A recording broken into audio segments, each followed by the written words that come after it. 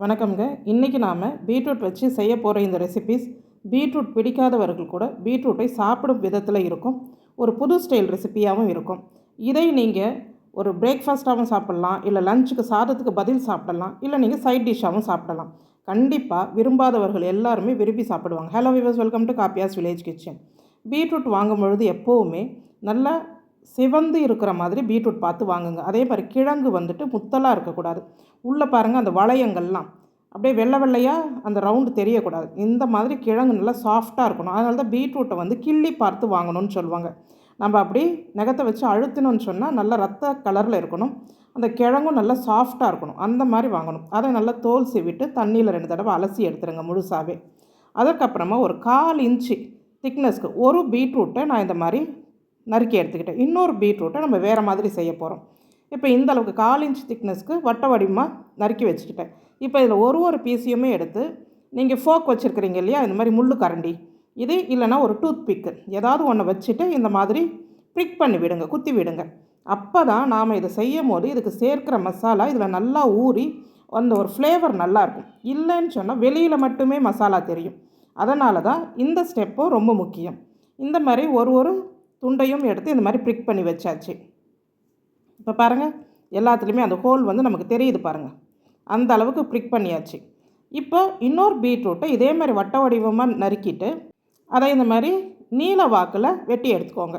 எப்படி நம்ம இந்த பொட்டேட்டோ சிப்ஸ், ஃபிங்கர் சிப்ஸ் செய்கிறதுக்கு நம்ம பண்ணுவோம் இல்லையா, அந்த மாதிரி எடுத்துக்கணும். ரொம்ப மெலிசாக இருக்கக்கூடாது, ரொம்ப திக்காகவும் எடுக்கக்கூடாது. ஓரளவுக்கு 1/4 இன்ச்சு திக்னஸில் தான் இதை வெட்டி எடுத்துக்கணும்.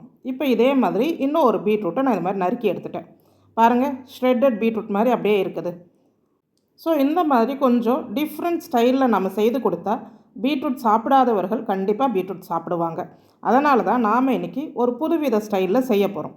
இப்போ நான் இட்லி பானையில் வந்துட்டு தண்ணி கொதிக்க வச்சுருக்கிறேன். தண்ணி நல்லா கொதி வந்த உடனே ஒரு இட்லி தட்டு வச்சுடுங்க. இப்போ நம்ம ரவுண்டாக வெட்டி இந்த ஃபோக் வச்சு குத்தி வச்சுருந்தோம் இல்லையா, அந்த பீட்ரூட் துண்டுகளை இந்த இட்லி தட்டு மேலே அடுக்கிடுங்க. இதை ஒரு 8லேருந்து 10 நிமிஷம் போல் நல்லா ஆவியில் வெந்துடட்டும். நல்லா சாஃப்டாக வேகணும். அது வேகிற டைமுக்குள்ளே நாம் இப்போது ஷ்ரெட்டட் பீட்ரூட் மாதிரி நறுக்கி வச்சுருந்தோம் இல்லையா, அதை இப்போ ஃப்ரை பண்ணி எடுக்க போகிறோம். வானலியில் எண்ணெய் சூடு பண்ணிவிடுங்க. எண்ணெய் நல்லா சூடானதும் இப்போ நான் நறுக்கி வச்சுருந்த பீட்ரூட்டை 2 பகுதியாக பொரித்து எடுக்க போகிறேன். இதை நம்ம அப்படியே கிறிஸ்பியாக பொரித்து எடுப்போம் அப்படியெல்லாம் இல்லைங்க. இந்த பீட்ரூட் எண்ணெயில் வெந்து வரணும், அவ்வளோதான். நல்லா சாஃப்டாக குக் ஆகியிருக்கணும்.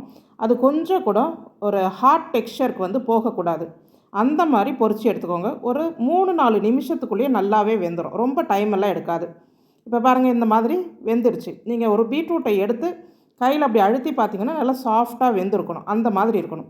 நான் இப்போ ஒரு வானிலையில் இதை வடித்து எடுத்துக்கிறேன். ஏன்னா நான் அதே வானிலையில் தான் இந்த பீட்ரூட்டை வந்துட்டு செய்ய போகிறேன். அதனால் நான் அந்த வானிலையிலே எடுத்துக்கிறேன்.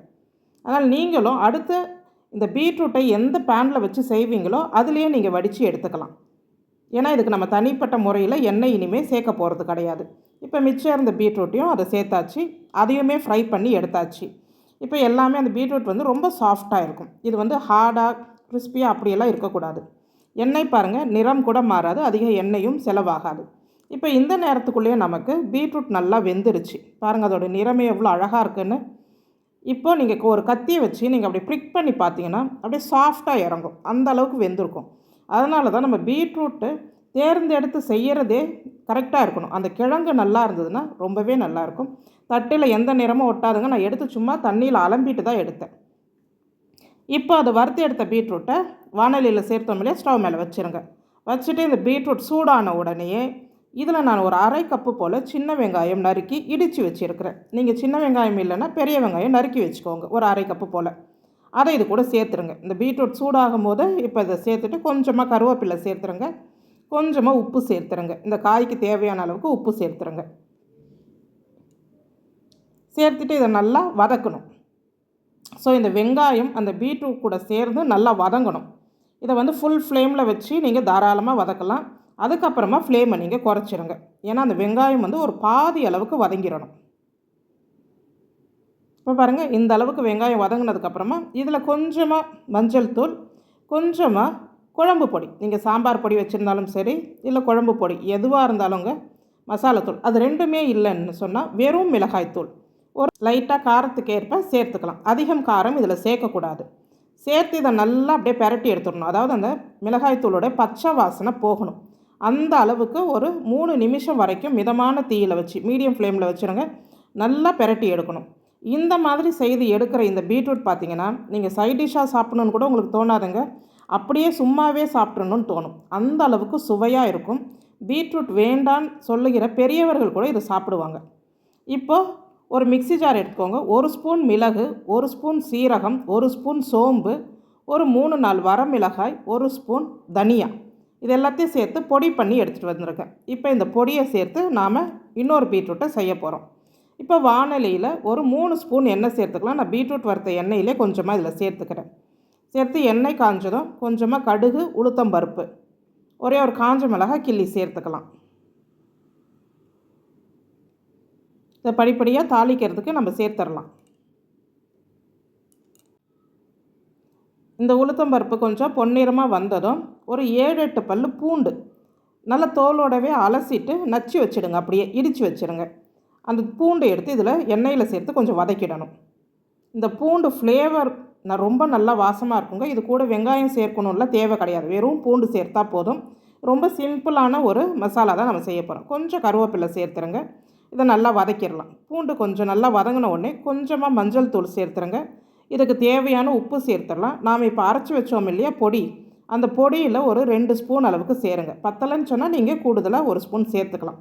காரம் ரொம்ப இருக்கக்கூடாது. அந்த பீட்ரூட்டோட இனிப்பு சுவையோட இந்த மிளகு, மிளகாய் காரம் சேர்ந்து இருக்கணுங்க. அது மைல்டாக தான் இருக்கணும். அப்போ தான் அதோடைய சுவை ரொம்ப நல்லா இருக்கும். இப்போ நாம் அவிச்சு வச்சுருக்கிற இந்த பீட்ரூட்டை சேர்த்து நல்லா பெரட்டிடுங்க. இதை ஒரு 10-20 செகண்ட் போல் நல்லா பெரட்டி எடுக்கணும். ஏன்னா அந்த நம்ம ஹோல்ஸ் போட்டு வச்சுருக்குறோம் இல்லையா, அதனால் இந்த காரம் சேர்ந்து அந்த பூண்டு ஃப்ளேவரும் இந்த பீட்ரூட்டில் நல்லாவே இறங்கும். இதில் இஞ்சி சேர்த்து தட்டி போடலாமான்னு கேட்காதீங்க. அந்த ஃப்ளேவர் அவ்வளோ தூரம் நல்லா இருக்காது. அதனால் வெறும் பூண்டு மட்டுமே சேர்த்து தட்டி போடுங்க. வெங்காயம் விருப்பப்படுறவங்க சின்ன வெங்காயம் கொஞ்சம் தட்டி போட்டு வதக்கி கூட சேர்த்துக்கலாம். அது நம்ம விருப்பம் தான். ஆனால் இந்த மாதிரி ப்ளெயினாக செய்து பாருங்கள். சும்மாவே சாப்பிட்றதுக்கு அவ்வளோ சுவையாக இருக்கும். ஒரு 2 ஸ்பூன் அளவுக்கு தண்ணீர் தெளித்து விடுங்க. ஏன்னா இந்த மசாலா கொஞ்சம் நல்லா அதில் என்ஹான்ஸ் ஆகிறதுக்கு. நல்லா கிண்டி விட்டு மூடி போட்டு ஒரு 2-3 நிமிஷம் அப்படியே லோ ஃப்ளேமில் ஸ்டவ்வை சிம்மில் வச்சுருங்க. வச்சுட்டு ஒரு 2-3 நிமிஷம் கழிச்சிட்டு எடுங்க. சுவையான பீட்ரூட் டோஸ்ட் ரெடி. அவ்வளோ சாஃப்டாக இருக்குங்க. இது உணவு வேண்டாம், எனக்கு சாப்பாடு வேண்டாம் அப்படின்னு நினைக்கிறவங்க, வெஜிடபிள்ஸ் தொடர்ந்து எடுத்துக்கிறவங்க பீட்ரூட்டையும் இதே போல் மதிய வேளைகளில் செய்து சாப்பிடலாம். அவ்வளோ சுவையாக இருக்கும். ஸ்டமக் ஃபில்லிங்காக இருக்கும்.